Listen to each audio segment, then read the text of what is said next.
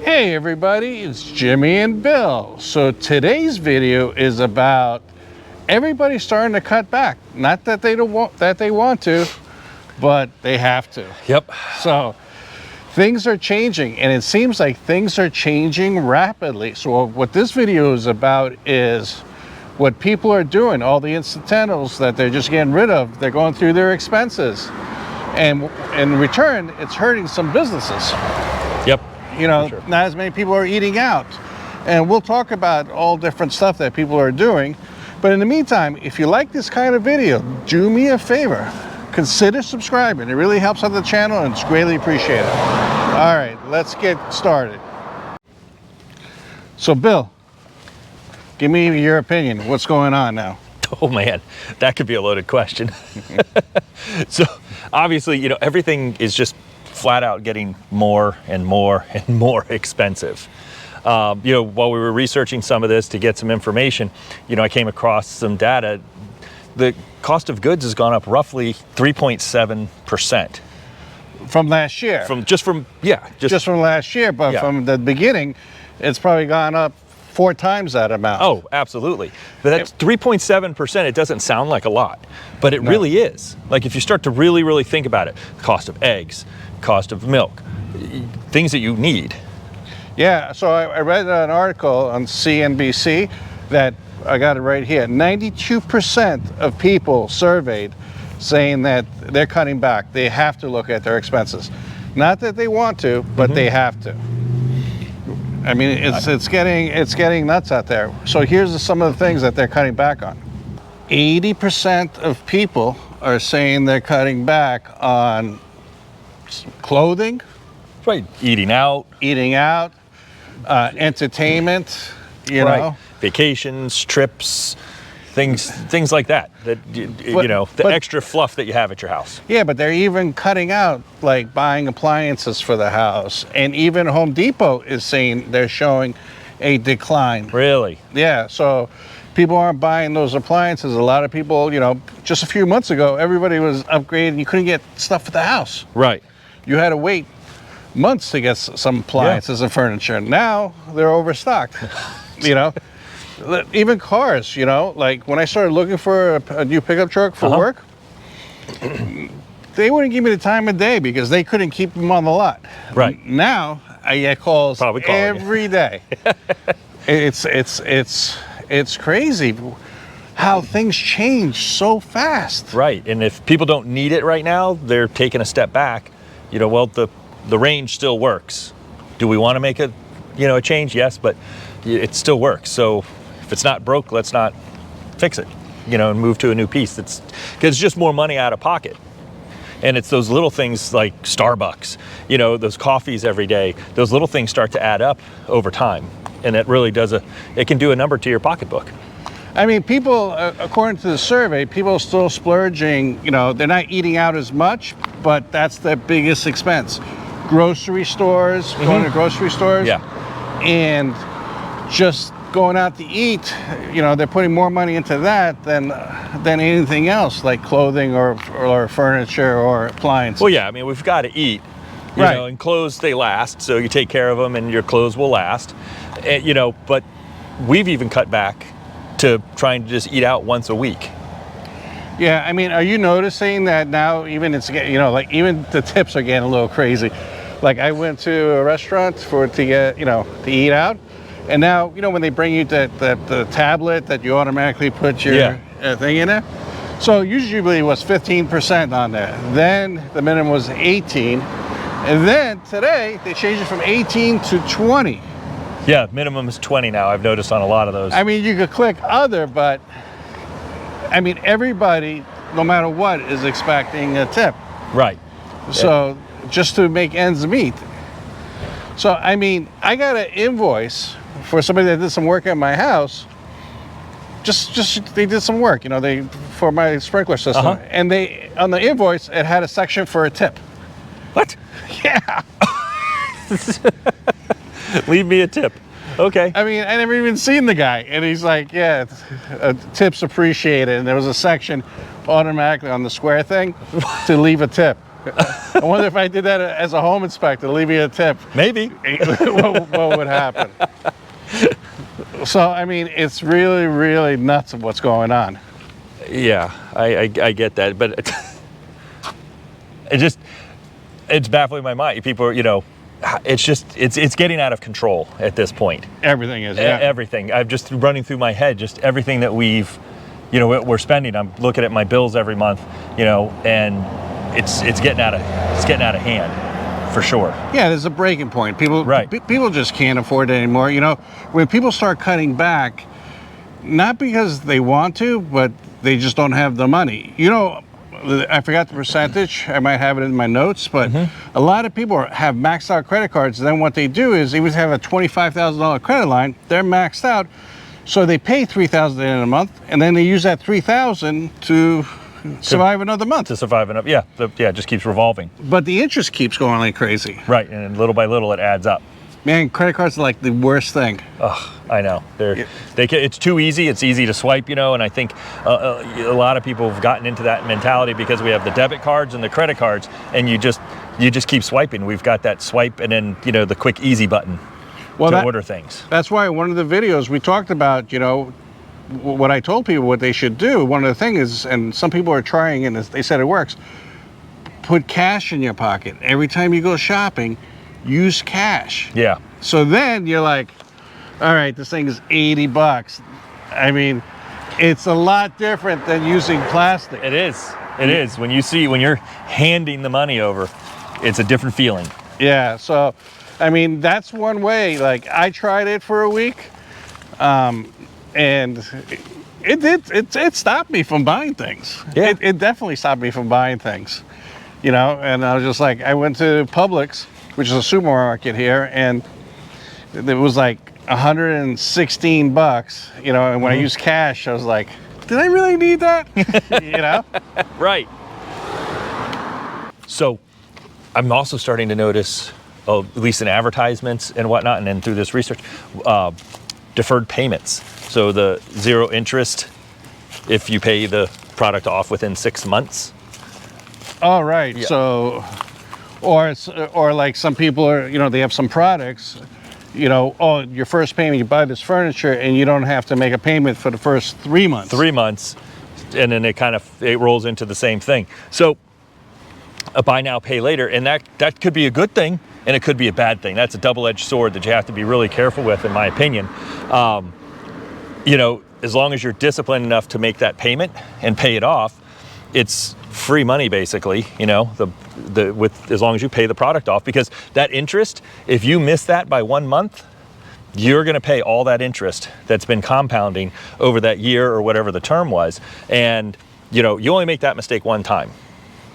I mean, like, I know a lot of people buy stuff, like even PayPal, they're like, oh, I'm going to pay you through PayPal because if I pay it off within 6 months, I'm not going to get any interest. Right. But you got to be disciplined to do that. Yeah, because the whole thing is, according to them, if the payment, like if you pass the 6 months or you're late or something, what happens is they roll the interest back to day one. Yeah, it's compounded interest over the entire term, and then you just keep on paying. So it's definitely a gamble. And some people are using deferred payments to buy groceries. Like something like 1 in 5? Yeah, something like that. Yeah, 1 in 5 are using deferred payment. They use it like a bridge loan, just to buy groceries, which is insane. You have to use deferred payments just to buy groceries, just to make it for a week. Right. I mean, if you're in that situation, you really have to sit down and evaluate all your expenses. Yeah, for sure. And, might have to go without some things, or, even people going into the, off brands are getting expensive now. Yeah, and then some people, this is another thing that was in the article, a lot of people are opting for not getting car insurance. They're driving around with no car insurance. Example, I'm from New Hampshire. Okay. In New Hampshire, if you don't have a loan on the car, insurance is optional, which I think is crazy. Really? Oh yeah, we had 3 cars there, or 4 cars, I forgot, and we were paying like $400 a year. It was stupid, I'm sure it's more expensive now, but now I know a lot of people there now that just drive around with no insurance at all. Wow. Zero. Wow. And now it was 5.3% of non-insured motorists in New Hampshire. Now it went up to 5.7. And this is becoming a problem in Florida too. Even though in Florida you're required to have insurance. Yeah, you have to have insurance here, no matter what. But people are like, screw it. I can't afford it, so I'm just going to drive without insurance. Oof. Be careful with that one for sure. That'll get you in big trouble. Absolutely. It's not just New Hampshire, like South Dakota. I think it jumped theirs jumped from like 5% to like 7.9% of uninsured motorists, Wow. It's a situation that it's very, very dangerous, because if you get hit with somebody that doesn't have insurance, I mean, what are you going to do? You sue them, it goes to court, expenses, but if you have medical bills right away, that's why, like my insurance agent always says, carry uninsured motorists, carry uninsured motorists. They beat it into my head. Yeah. You have to. You have to. Yes, you feel like maybe you're pushing, money for nothing, but God forbid something happens, you'll thank yourself for having that insurance. I mean, in October, sentiment, like people feeling good about the economy, it dropped like a rock. It's plummeting. It's plummeting 60+%. Just in the past 3 months is just continuing to decline. And it's understandable everywhere you turn. This is why you're starting to see, we know that when you start seeing those ads on TV for the 0 interest down, deferred payments for the first 3 months, you're seeing them in the cars now, 2 months, you don't have to make your first payment, or 3 months, what have you. There's all this stuff. That there's something wrong, Right. Because that stuff's not typically offered unless there's something going on in the economy that's making it a little bit more difficult. That's why they're trying to draw, business in and help people kind of get ahead of the curve. But the funny thing is, if you listen to, the government, they're like, unemployment is down, stock market is up, The stock market, I don't understand, because on bad news, it goes up. On good news, it goes down. It goes down. I don't know what they're expecting. I used to be able to, gauge a few things from the stock market. Now I don't give it any thought. Yeah. There's no rhyme or it just feels, but it's adding to that uncertainty again, just in general around the country. It's just a cause that the inflation, when inflation was crazy, 9, 10, which I think was like 14 personally, but when they went crazy, it just took some time, I guess, to catch up, and now we're feeling the pain. Yeah. I mean, what do you think? Yeah, I agree. It's just, data generally is lagging, whether it's real estate, market data. The data has to come in from the previous month, then they have to compile the data. So it takes a while, and if the way things have been moving so quickly, it's hard to keep up. And now we're starting to feel that pinch. The snowball has grown big enough where it's caught up, and we're all starting to feel the pinch, and there's going to be some pain before things get better, unfortunately. I mean, consumer confidence, I just saw the numbers. You're right. It's 68.1. Okay. It came out and everything. Yep. But all right, let's go back to real estate. So basically, everybody knows I'm a home inspector. Yep. And my phone calls for home inspections. Now, I'm lucky. My company does a lot more. We do insurance inspections. We do home watch. We do everything. So we're still busy. But on the home inspection side, from last year to this year, we dropped 65%. Wow. Yeah. Wow. And this is Florida. Right. The hot market. Right. And we're still in it. People are still moving here every single day. But are you noticing it's just cash buyers, people selling one house and then moving here, buying a house with cash? No, it's a combination thereof. The cash buyers are up right now because of what you just said. So there is an uptick in cash buyers. We've always had cash buyers. So, it's just a hot topic right now. But we're starting to see an uptick again because people that are relocating, they're hitting the retirement age, downsizers, and they want to move to Florida. They've sold a property that they've been in for a long period of time, or in a market that the property values are significantly higher than they are here in Florida or in our area. And they're not affected by interest rates. So they're able to buy. because they're either taking a small loan out or no loan at all, and they're just taking the money and rolling it into their next property. So, All right, but I mean, it's still not a huge number. Yeah, so, but I mean, right now, you know, from what I'm seeing, at least just from my numbers as a home inspector, it dropped. But now, the ones I do see, locals are finally getting into the market and able to buy homes. Somewhat, yeah, depending on their price points, but everything has started to slow down, which is, which is good. It's slowed down enough to where it allows people to get into the market, allows people to breathe for a second. You know, they don't have to come and see that house, you know, in 5 minutes. They have to make a decision on a house. And it allows people to get their inspections. But just the generalized number, now we're coming into our slower season anyway here in Florida, but in general, the price, we're not overbidding on prices anymore currently. You know, my fear is that when the interest rates start to come back down again, this is what's going to happen, because there's going to be that pent-up buyer market, and that pent-up seller market isn't quite the same. And we're going to have an influx of buyers, which is again going to start to drive prices up potentially. The jury's still out on that.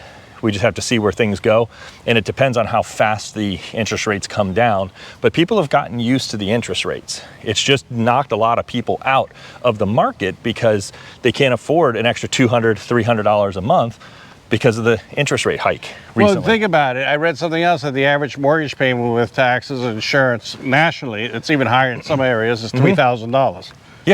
Yeah. So that's a lot of money. That's a freaking lot of money. That's a lot of money. Imagine paying that in cash. Okay, here's $3,000 for the next 30 days. Right. That's a lot of money to be putting out for, principal, interest, taxes, and insurance. Yeah. Conversely, though, you're paying right around there, depending on what you're looking at, in rental prices too. So that's why I don't think we've slowed down as much as would be expected, at least here in our market, because we have the people moving in, our rental rates are still relatively high, and our sales prices are still relatively high. Yeah. Anyways, if you have nothing to add, that's today's video. Nope, that's it. Listen, thanks for watching the video. Do me a favor, subscribe. It's greatly appreciated, and we'll catch you on the next one. Thank you, and have a great day. Talk to you soon. Thanks for watching.